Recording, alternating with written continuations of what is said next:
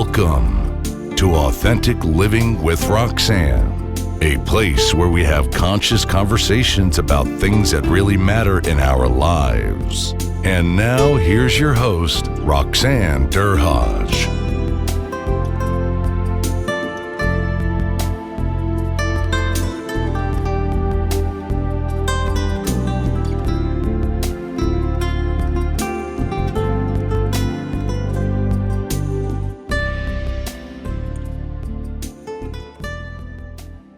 Hi everyone, it's Roxanne Derhodge. Thanks for tuning in again this week.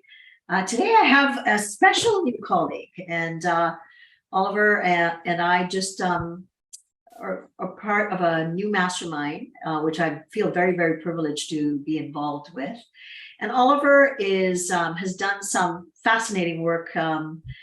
He's been in the field of leadership, I'm going to say leadership consulting, for well over, we don't want to date you now, Oliver, but over 25, 30 years.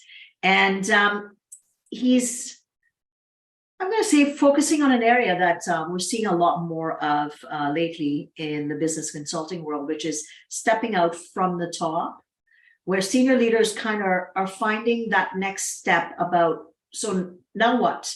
I've worked really hard. I've created this space. I've maybe started a legacy with the company that I'm with.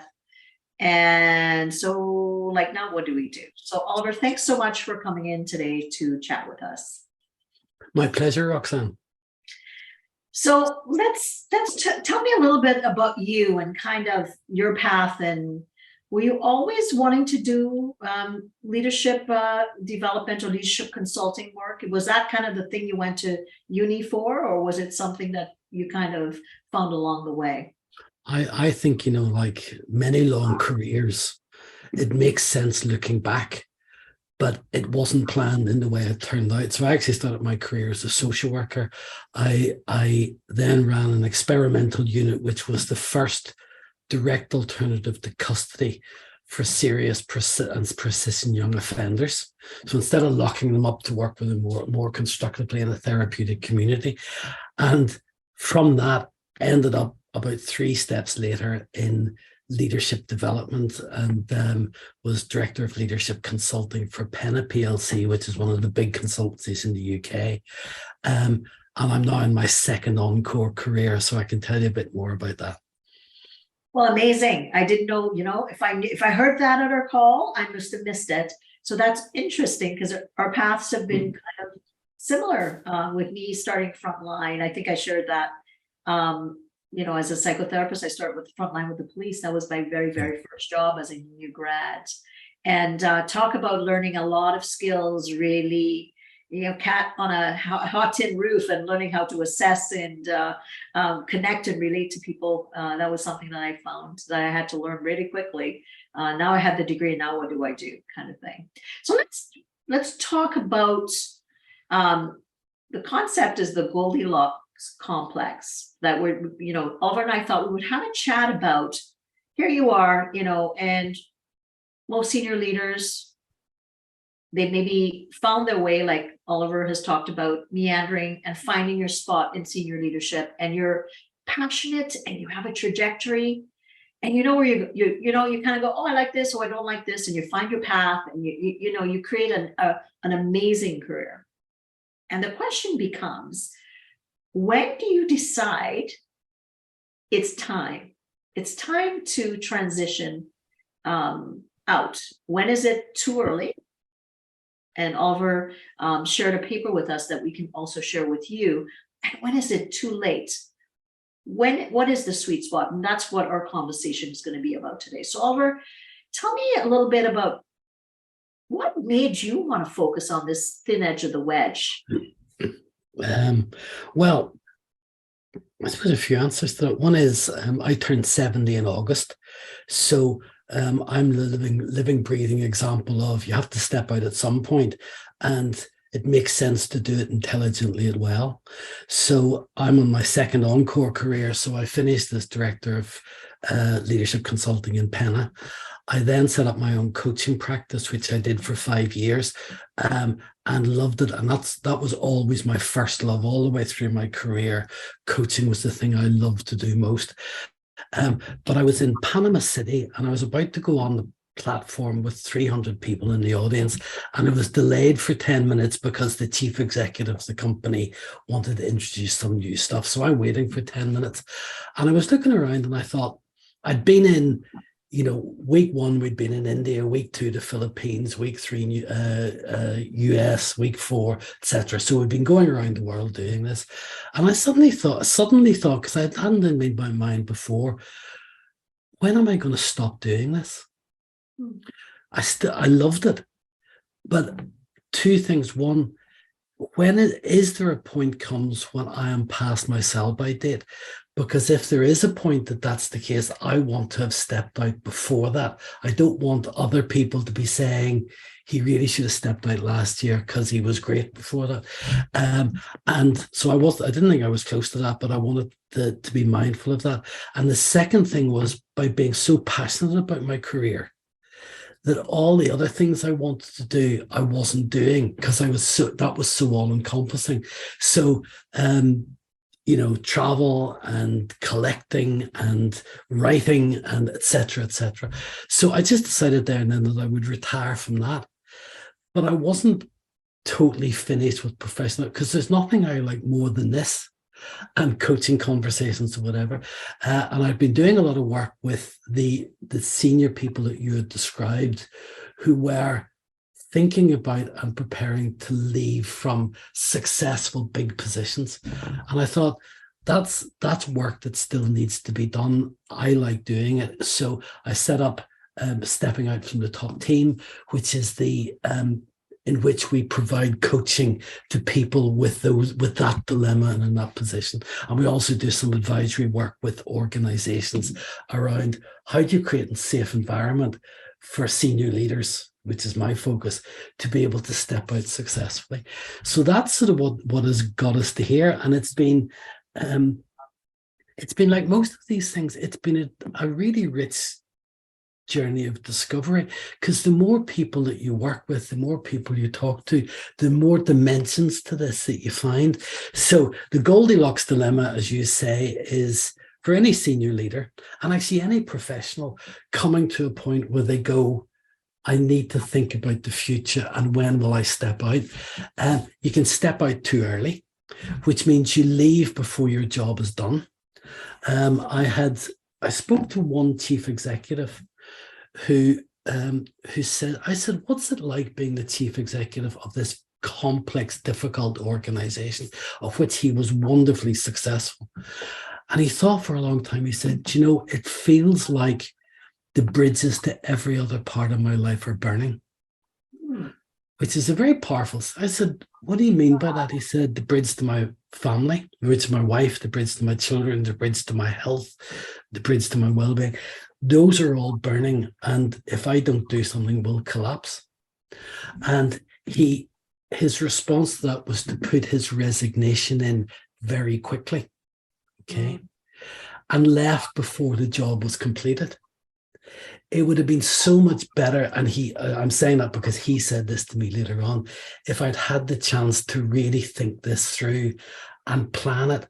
And I could have extended my tenure if I'd done certain things. So that's leaving too early. Leaving too late is, I worked with Margaret, I'll call her, who had a reputation for, I will be retiring in 18 months' time and always will be.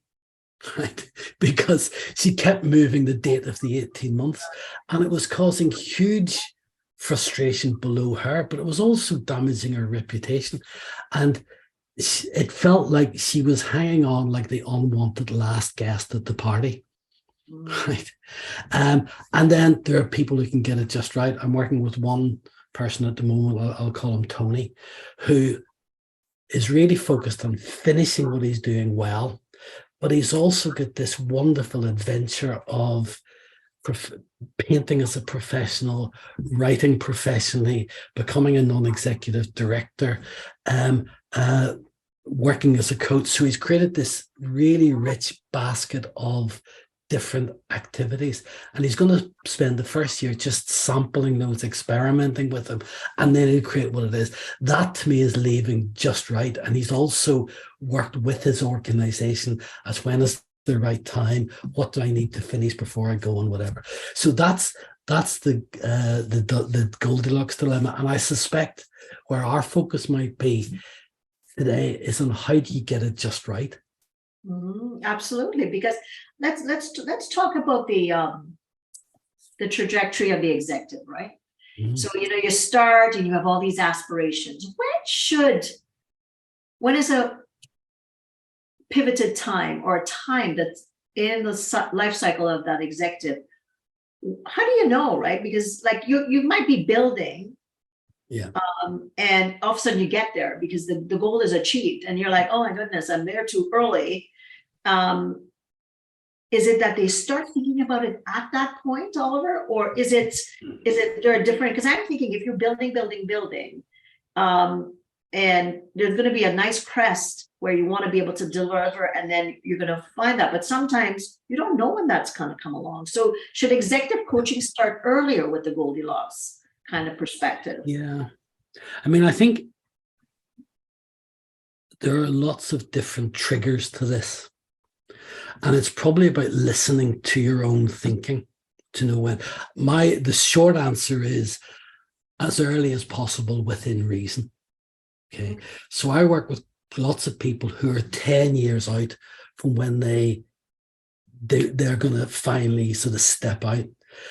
But they want to make sure that they're in the best position they can be. So they're working at it really early. I have others who have like 3 years to go and they're starting it then. I have worked with people who've got 6 weeks to go. That becomes quite a challenge. But a lot can be done in 6 weeks to help the person, to make it successful and whatever. So I think the short answer is as early as possible within reason. And the triggers, I think the things to listen for is if it's an internal thing, it's about when does the golden ladder become a golden hamster wheel? I like that. When does the golden ladder become a golden hell? So internally, we're talking about the leader or the executive going inside to really start reflecting on he or she wants going forward. Because a lot of times, senior leaders, they're driven. A lot of times they focus a lot, unfortunately, sometimes to the detriment of the other kind of systems in their life. Yeah. They focus on work a lot and things start to fall apart, or maybe they don't tend to some of the things that they need to. So at that point, if they're kind of circling the same things and not connecting with themselves, I think that's a fascinating dilemma, because if I'm thinking I'm in my, say, 40s or whatever, and my children are young and I'm not seeing them, let's say, because I'm traveling so much. And the only dilemma in my mind is I love what I'm doing, but my children are escaping from my purvey. Like pretty soon, if I don't slow myself down, because they're not going to slow down, I'm going to miss that entire life stage, right? And I work with, and I've worked with a number of people who go, I now want to redress the balance. And I tend to go, well, that's great. You want to spend more time with your children, but do they want to spend more time with you now? Because you can't get that time back. You might do stuff to be with them. But I know if I announced I'm very lucky, I've got twins. They're now 35.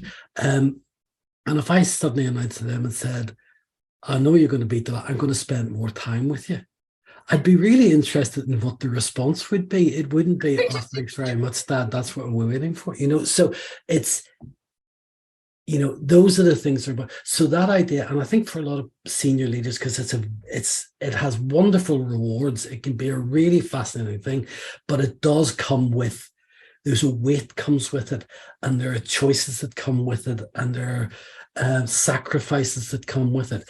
And for a lot of people, they just get to the point of going, I used to get up and feel excited about this. It just feels as if I'm having to run on the hamster wheel and I'm not getting any satisfaction from it, or starting not to. I think other triggers are when it's not you decides, But when you start to get messages in the organization that maybe you're not the right person, which was never the case before. And I think that links to things like ageism, which we might talk about later on, because that's, to me, it's the last discrimination that dares to speak its name.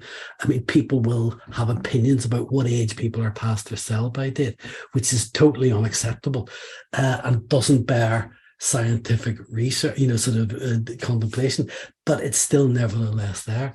And the other thing that's a trigger very often, and I mean, people can decide to step out at any age. A lot of people, it's when they're 50 something, they start thinking about it. And there's a number of things about being 50 something that is worth consideration. First of all, we are probably, for most people, they're nearing the top of their career curve. Yeah. Okay. So if you're nearing the top, what is it you do next? Are you just going to continue that or whatever? And you probably know enough to go, there isn't another promotion for me if that's what you're interested in or whatever. At the same time, you're at the bottom of your happiness curve, which is the research that I've certainly read about it is that at that sort of mid 50s, we are at our most likely to be unhappy. But the good news is we just get happier again as we live a bit longer. But at that point, so just as we're reaching the top of our career trajectory, we're hitting a low point in our mood and whatever. And we could discuss the relevance of that and whether that's right by the research. And then ageism kicks in and we start to get messages that say, well, maybe people, by the time you reach the end of your 50s, maybe you are past your sell-by date. There is no sensible logic to that I can see now. If you look at the stuff in terms of acuity, creativity, ability to work hard, physicality, etc., there is no reason that anybody in a healthy society is past their sell-by date by their 50s. So all of these things start to happen. And I think I had one example of it. I was working with a woman and she was senior executive and she was struggling with a really sort of knotty problem, something that was really difficult to work her way through. And she was getting frustrated by it. And I was helping her. And at one point she said, I can't work this out. Maybe it's just because I'm 62. And I went, hold on a minute. Let me put my provocational hat on here and go, what brings you to say that? Right. And then as she talked about it, she went, actually, I was just verbalizing the messages I'm getting that women, by the time they get to their late 50s, are past their sell-by date. And then the menopause has impacts on that and stuff as well. So she had created her own crisis, but it was triggered by those other things. So there's multiple reasons. So, but my point is, pay attention to the thinking that you're doing. And if you're coming to the point of, I need to start thinking and planning how to do this well, then that's the time to start. You make it's also, sorry, Roxanne, one other thing, it's also very, very helpful if you have enough sense to start making investments in a pension or in other things way before that, because it makes it a lot easier. Absolutely, because I think of my trajectory. So I was an executive until the company was changing. So I would be, I was in the tumbleweed, but I was busy, right? So I was raising a young family and I was like, okay, I think I want to get out. This is me. This is my internal dialogue. Okay, this isn't fitting where I want to be, but I'm going to look, And then there was one last major acquisition. And when but you're like, okay, I'm just going to keep going. And then I got a severance, which I was, lucky and stuff. And, there was lots of other things that I wanted to do, but at 44 years old, I was like in your early category. I was like, okay, so like, what do I want to do when I grow up? This is what I was thinking. And then I thought, somebody said, well, why don't you just work with a business executive coach and then figure it out? And luckily, I was able to take that step. And now we're talking 12 years out. I was able to do that transition. Yeah. I was, coming, but I wasn't looking at the signs because I was just so busy. But I can see how, at that age, if you're like thinking, am I past my sale, like your kind of sale age, like you said, then what do you do, right? Because you're thinking you're at a tier level now you don't have a job. And now you're like, Yeah. what do I do? And luckily there was things that I still wanted, that I love to do, Yeah. and started to explore. So I'm sure there's a lot of people that go through that. And I know there was a lot of people at my level that went through the same thing, that struggled immensely. A lot of mental health and depression, and because we stay connected, obviously, on our professional platforms. And let's talk a little bit about that, like finding. I was talking about it in my new book. I talk about what is my legacy imprint that I want to leave behind. And I wonder, when you're dealing with the senior executives that do well, are these ones that have kind of really thought through what other things in their life that they also want to experience as they're in their career? Are those people having a better time through this versus the people that are kind of just work driven? I think, as always in this, there's a spread, and there are that group of senior leaders, like every other population, who are very emotionally in tune with themselves, and are naturally reflective, and think about, why am I on the planet? What is it I want to be? What is it I want to have achieved by the time I'm leaving the planet? So there are people who are really very well thought through. Funny enough, it doesn't mean that they don't have challenges at this point of working out, making a reality. You've then got, at the other end, people who've been so busy being senior leaders that they've never stopped to think at all about those other things. I was in a group of senior leaders, and one of he was a partner in a very big accountancy firm, and he said, I went home and announced to my wife and said, darling, I'm coming home after 30 years.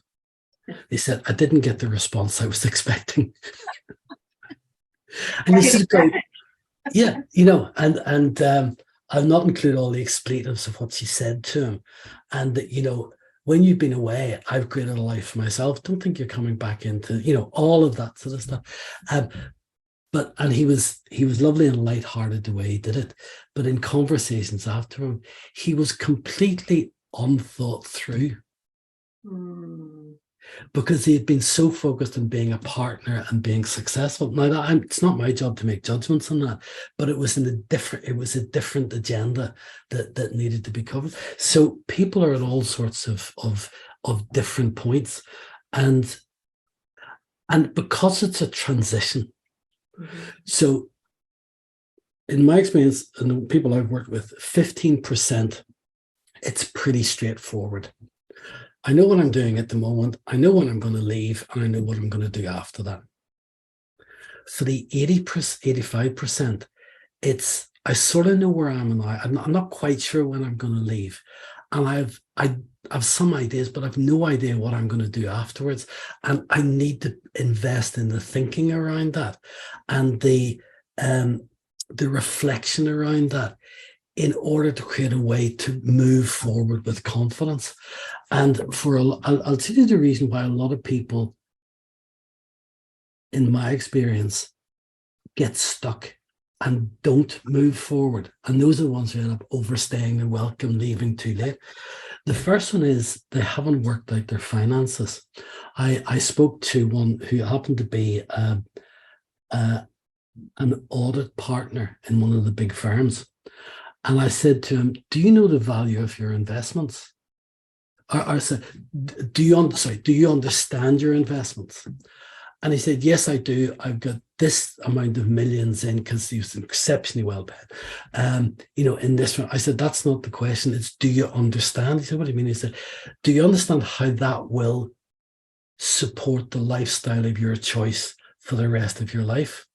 And at 55, on the modern statistics, you have a more than 50% chance of living to 90 plus, right? If you retire at 60, that's another third of your life. Do you actually understand your finances well enough? Everyone that I've asked, I've worked with about 190 people. in this process. And every person I've asked who says, yes, I understand my finance, I've thought it through, are going ahead to make plans to move it forward. Every single person that said, no, I don't really understand that, is stuck. And they keep talking about having actually done anything about it. So that's one of the things that sort of gets in the way. Another one is people facing up to the change in their identity.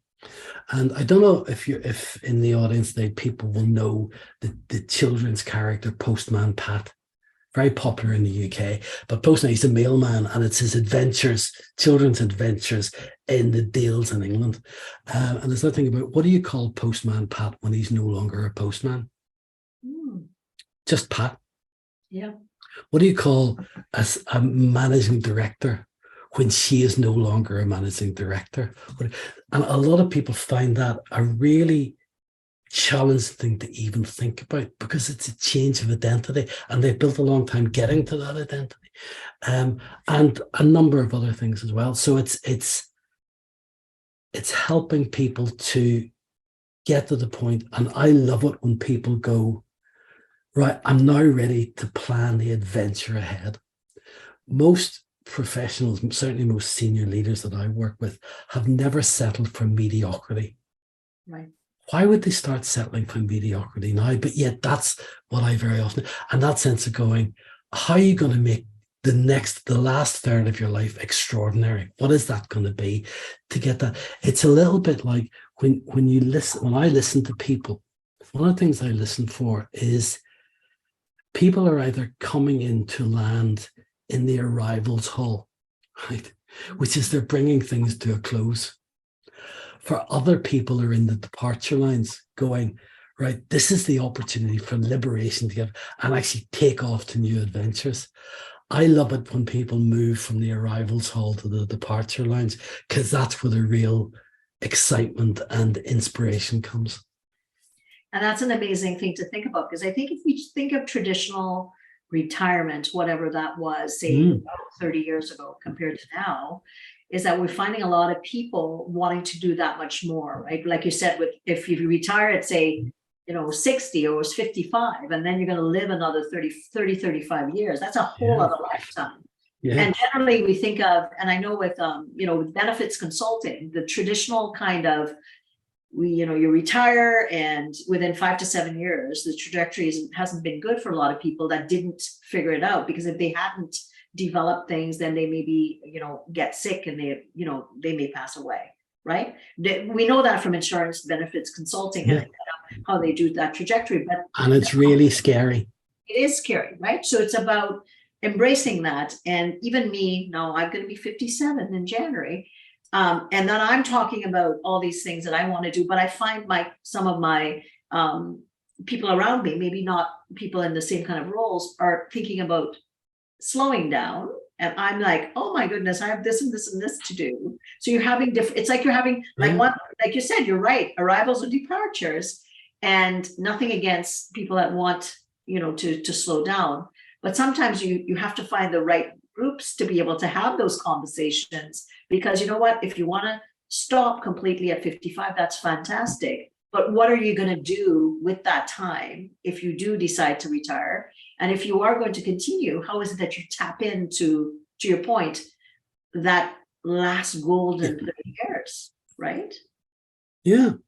And the rules of the game have broken down, thank goodness. In terms of retirement is a relatively new concept. It was introduced in Germany in 1881. At that stage, the retirement age was set at 70, but the life expectancy was much less than that, right? Good. So most people died anyway before they ever got to that. In the United States,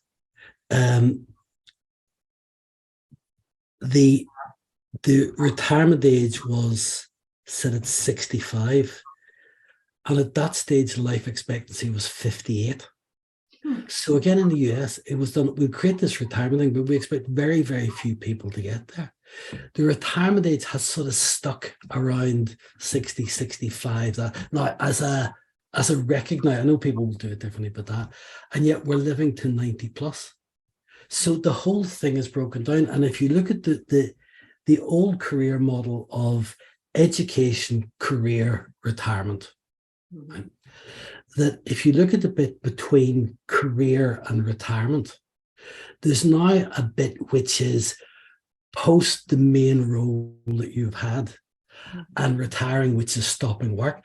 And that can go on for 20 years. I'm part of that. I mean, I've been in it for 10 years and it tend to go on for quite a while longer. So we do really need to rethink this, both as a society, but also each of us individually, and go, it's why I use the word the term stepping out rather than retiring, because you step out from the role you're doing and you're either going to retire. And what does that mean? Because there's retiring and still working, retiring to a very rich leisure life, retiring to whatever, or I'm going to keep working, but I'm going to work less or whatever. So it's an area that we don't have the concepts and the words yet familiar to help people think it through what it really means. So that's in the report that you're putting out, it talked about companies really getting prepared, and there was some data that came from that. So let's talk about some of the companies that you have worked with, or that you know of, that have done it well for that middle subset, and what kind of things are they putting in place, or maybe what are kind of the things that they're recognizing they need to implement, and they're starting to, and what is still a struggle with the companies that you work with? I mean, I think if we stand back and take it from an organizational, look at it through an organizational lens and quite a long-term lens, there's plenty of evidence that even large companies and many successful companies still view, for example, a change in the chief executive or a change in the chief finance officer, a change in whatever, they treat them as one-off events when they're actually part of an ongoing process of people leaving and people starting. Okay. And again, there's pretty good evidence that it's one of the most important things that happens in an organization. The change of a senior executive affects share price, reputation, buy-in from employees, etc., etc. And if we get, and I think it's between 28 and 38%, I think it is, of senior level transitions are disappointments. Either they fail completely or they don't bring what was expected. And that's huge. And there's one Harvard statistic that the impact of getting transitions wrong in the top companies equates to $1 trillion a year. In lost effectiveness, in loss of value, and whatever. So it's a big thing, and yet today, I mean, and in the survey we did, the very great majority of organizations don't have a formal approach to enabling their senior leaders to leave well, and therefore create the space for the new leaders to arrive and to do that in an effective and seamless way. A couple of